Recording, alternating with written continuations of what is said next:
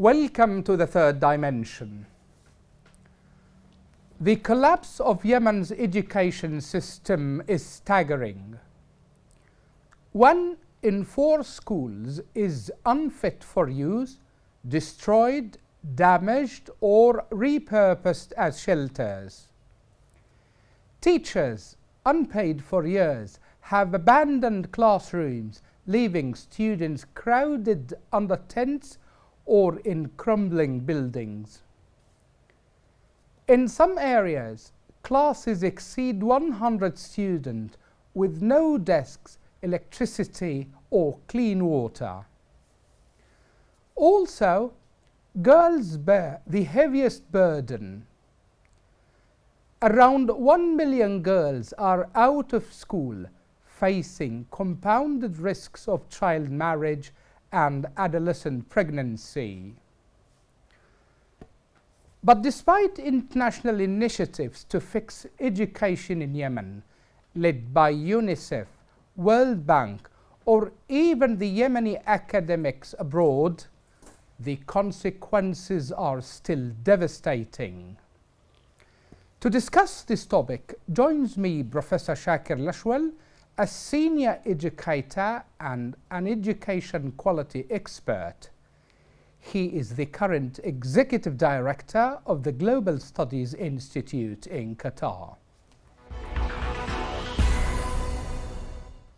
Dr. Skaker, welcome to the program again. Thank you, Dr. Hassan, for the invitation. It's nice to join you again to focus on this topic. Okay. Now, if we could start from this, education is the first service suspended during conflict and the last to be restored.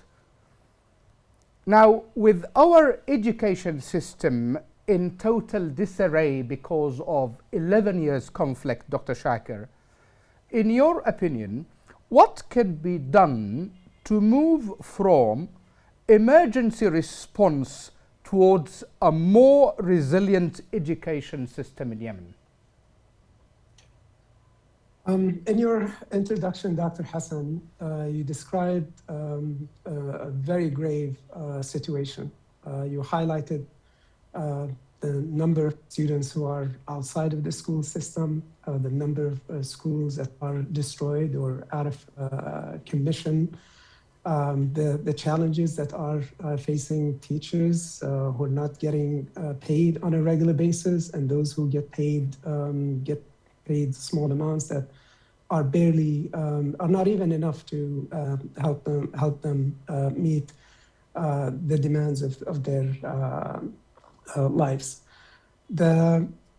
The challenge for us, I think, is to move from the normal approach that we have been seeking or pursuing, and that is to wait for the situation to settle down and to start fixing education.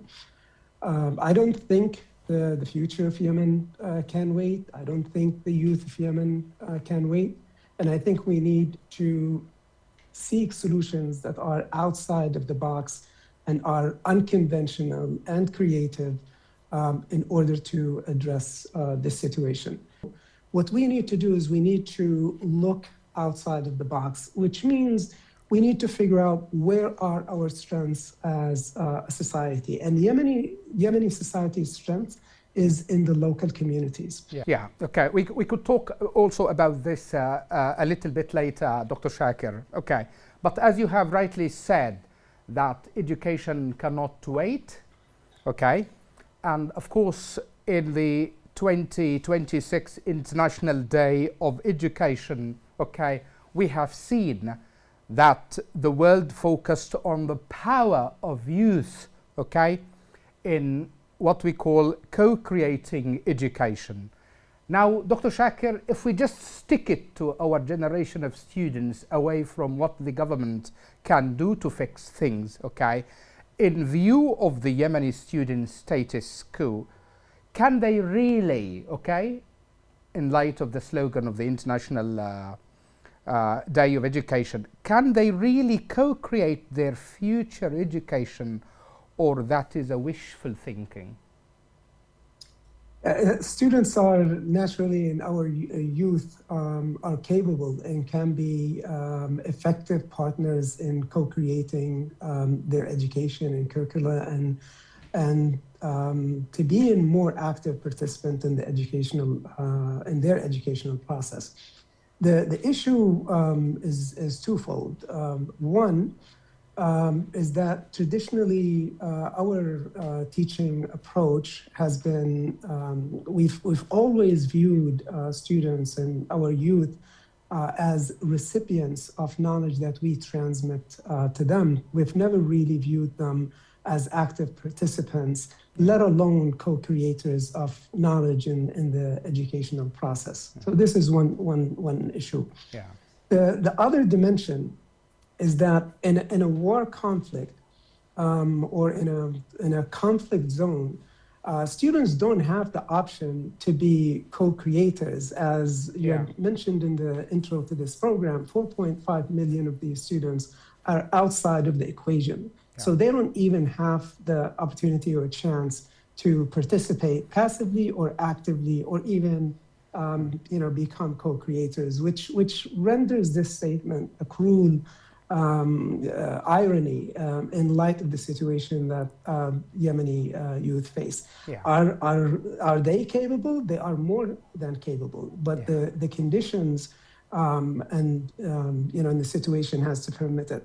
What's worse in youth being co-creators, they're not just we went from a situation where students were just like passive participants in classrooms receiving knowledge that is transmitted to them, to them now being indoctrinated to become the fuel of conflicts in the future, which is even a much worse situation than than we had before education. Perhaps we'll talk also about this later, Dr. Shaker, if I may interrupt you, talking about students. And one major issue, facing students nowadays is what we call the dropout. Students are out of schools, and the number is frightening.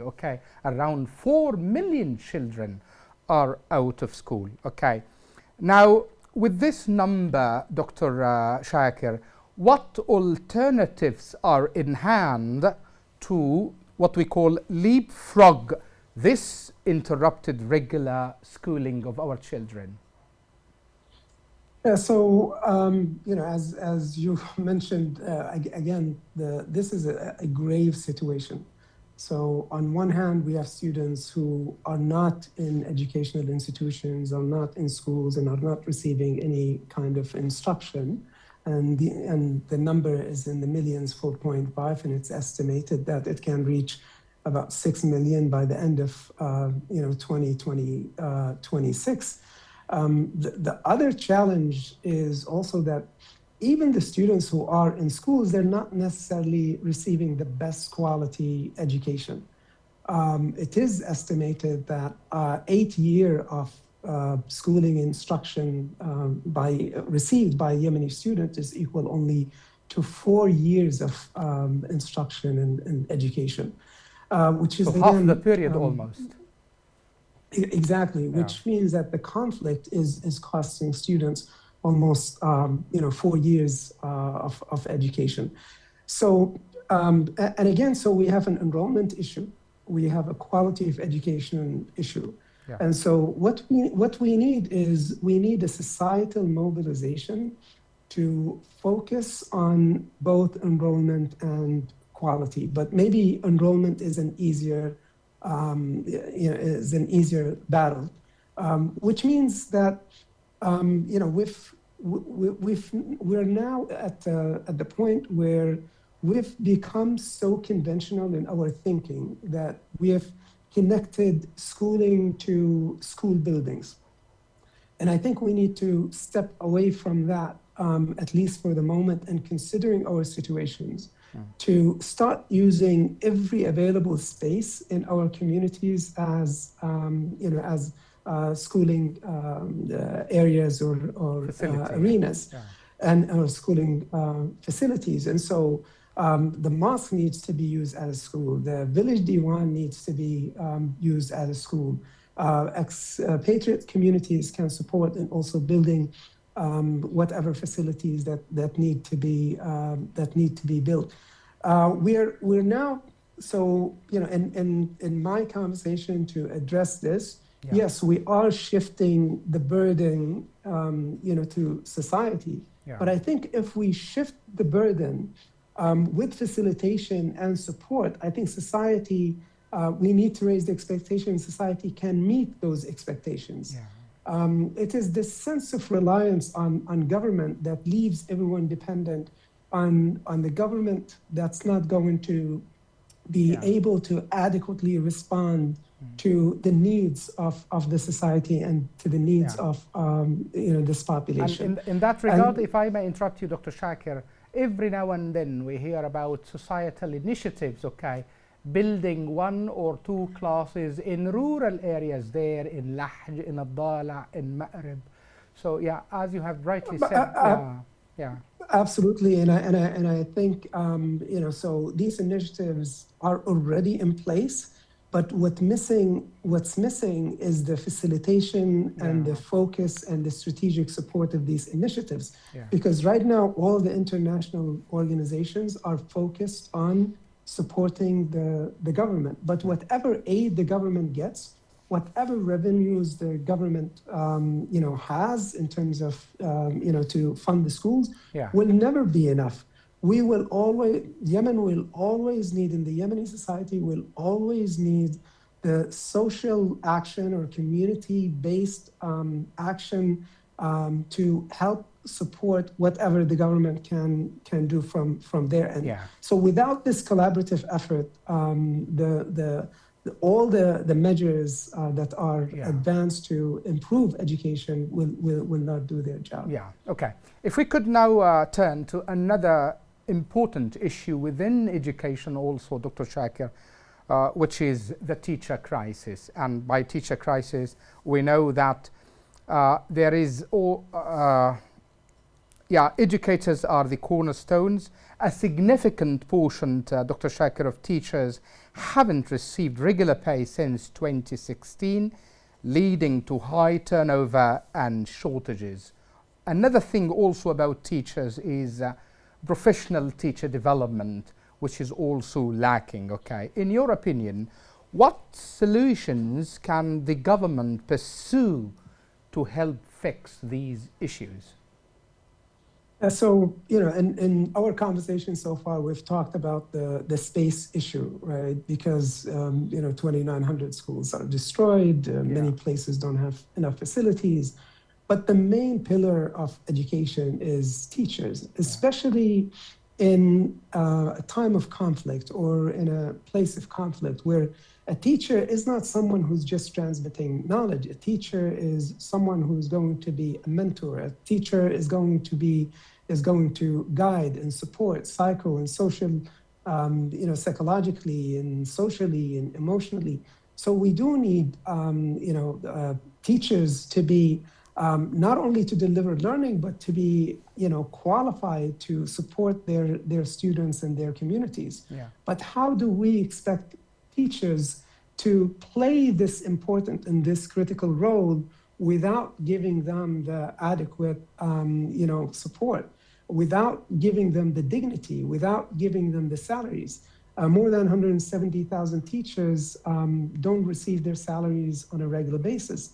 And those who do receive a small amount that is barely enough, for their survival. And so I think we cannot address anything relating to education without addressing this issue as the number one issue. And it is about giving teachers salaries, giving teachers dignity and respect in their communities so they can uphold their role and support their communities the way they need to be. And so the solution comes from us neutralizing education in general, but also making sure that teachers are receiving their salaries. And today, with the technology, with the financial technology available, we are able to deposit these these salaries Yes. in their wallets directly without the intervention and without the centralization, that could impede this kind of distribution. Yeah. So I think let's begin with that, and maybe the government of Yemen and the new cabinet Yeah. can begin working on that part. Hope they can do that, Dr. Shaker. Within this, away from teacher pay, also teacher development programs, Dr. Shaker. You know that all important teacher training institutions left Yemen due to the conflict, okay? And now and then they hardly receive any professional training, which affects, in the end of the day, quality of education. What is your say on Absolutely. this? Yeah, absolutely. I think, teacher development and professional development, not only is it important for the teachers to become more qualified, to do the job and to serve their communities, but also even for them, for their personal, growth and development. Yeah. And I think this is probably like an easier, solution to tackle in light of the technology that is now widely spread. So what we're able to do and what can be done is teacher professional development can online, be provided to them online, and also teachers can be provided with micro credentials, which means digital credentials that can help them advance professionally, and and hopefully when things get straightened out, they can also receive compensatory pay reflective of this growth and advancement and professional development advancement. I also know that international organizations have been investing on this part. What is a question is, to what extent is it reaching all teachers in every location, or if it's just limited in some areas. So I think ensuring that whatever professional development and support is reaching the maximum number of teachers as available or as possible, and then also using the technology and using all the tools that are within our reach to support that professional development and growth. Okay. Now, if we come back again to students, Dr. Shaker, and here we will talk about the issue of protecting curriculum. And by protecting curriculum, we are not only ensuring the quality and neutrality of the educational content, but also we are making sure that the minds of generations of students are not being poisoned. Okay? Now, the Houthis' attacks on schools, Dr. Shaker, haven't been limited to bullets and bombs. They also seek to transform the national and cultural identity. In your opinion, what can be done to safeguard quality, neutrality of our curriculum from such an ideological capture? Yeah, I think indoctrination traditionally has been used in our society, and we've used educational institutions, or including mosques, to support this indoctrination. But we can agree today that if we want a nation, if Yemenis want a nation build, and if we're focused on the future, then this future has to be about building values that are that society can agree on. And so the Houthis have been engaged in almost like a three-phase process that is yielding, or that is leading to this indoctrination. So the insertion of nationalistic slogans, this is a phase one, or a step one, and then we have the removal of modern history, or the changing or the modification of that history, and then adding the sectarian narrative that serves their purpose.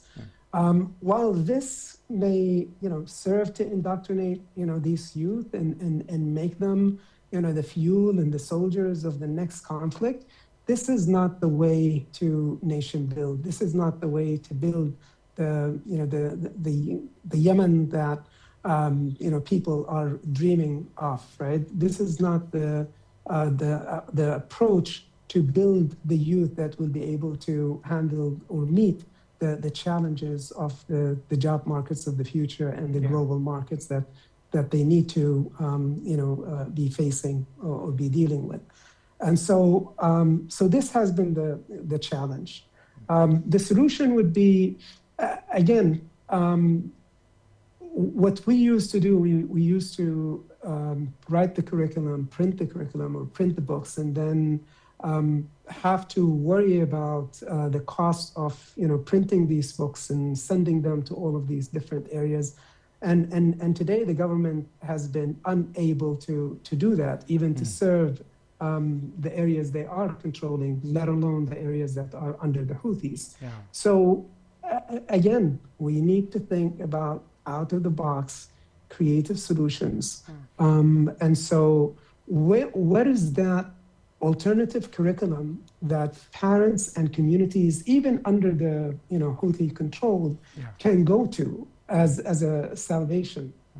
And so the new government, the new cabinet, this is something that they need to prioritize. Well, in light of the Houthis' insistence of continuing on their path, I think it's going to be the responsibility of the new government to make sure that there is an alternate curriculum, a unifying curriculum focused on nationalistic values that that emphasize the common values that help the nation move forward.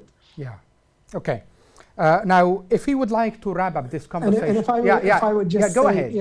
If I would just say, and again, maybe and even though before we used to be afraid of mentioning technological solutions, like for example, putting that curriculum on a cloud-based curriculum or making it available technologically.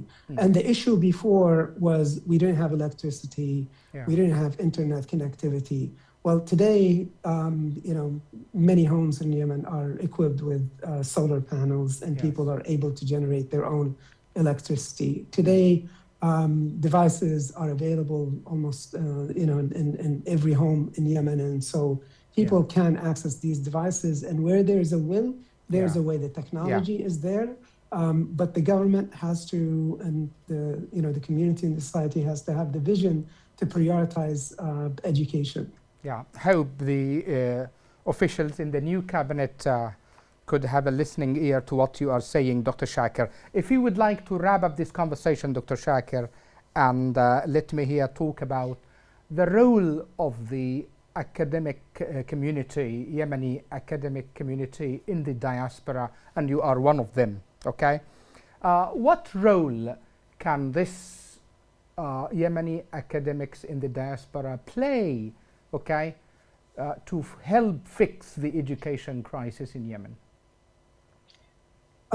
This is a recurring topic every time this conversation comes up, or every time there is a group of expat or Yemeni academics gather. Yeah. I think there is plenty that can be done. The positive thing is every academic, professional, Yemeni, and I'm saying not just Yemeni who has left Yemen, but Yemeni with a hyphen of a different nationality is eager to help and support local Yemeni society and to support Yemeni education in particular. Yeah. What is needed is someone on the receiving end and an environment and mechanisms on the receiving end to facilitate this kind of support and exchange. And so, we've always been complaining about the concept of a brain drain, but it doesn't have to be a brain drain. Mm-hmm. It can be a brain circulation, but what we can do is we can make sure, that we have the avenues, the channels, the entities in Yemen that can welcome, receive, and operationalize any kind of support that can be provided. So we actually have two positive things happening, or two positive elements. Yeah. We have the expats outside, interested, capable, and willing to support. And we have a community of academics and professionals in Yemen who are in dire need of help, support, communication, and connection from the outside. What is missing is a mechanism of facilitation to operationalize this kind of exchange and to allow for this kind of flow, to happen. Do you think the government can fit in there for a facilitating role, for instance? I think the government, again, it depends on how active and how visionary and how energetic the government is willing to play that role. We can also count on international organizations to leverage the power, capabilities, and networks of Yemeni expats to support the communities. We have existing organizations. We have Association of Yemeni Academics and Professionals out of Canada. We have Yemeni engineers and medical professions in Germany. We have organizations in the US that can mobilize to offer whatever support, but we need this facilitation that can either happen by the Yemeni government or by international organizations to support this kind of exchange and support. Okay. A final word to say to the Yemeni students, generations of Yemeni students within these dynamics, Dr. Shaker. Yeah, so maybe, a final word to Yemeni society and then to Yemeni youth. So to Yemeni society, there are two things that are never interrupted in the case of any Yemeni conflict, and that's business and qat chewing. Yeah. And we need to make education as the third element that is neutralized and cannot be interrupted in any conflict. As far as for the youth, in this day and age, while things could be easier with proper government, with the proper funding and support, let us not forget that a student in Saudi, in Qatar, in Dubai, in the US would receive funding of about 7 to 11, in some places in the US to $16,000 and $18,000, while a Yemeni student was receiving in their best day about maybe around $50 to $80 spending per year. Yeah. So it has always been difficult for Yemeni students. But Yemeni students and Yemeni society, we are known for our resilience. Yeah.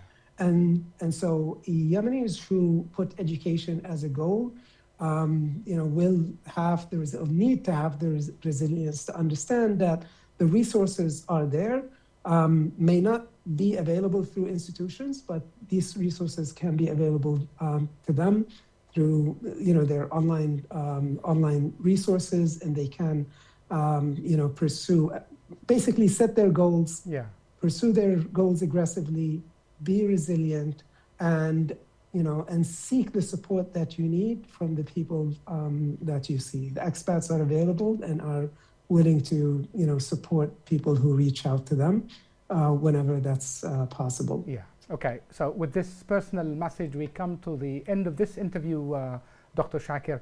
Thank you so much for your time and insights, and thank you for talking to Yemen Today TV again. Thank you, Dr. Hassan, for having me. Appreciate it. Thank you. Thank you. That's all for this time. See you next time with a new edition of The Third Dimension.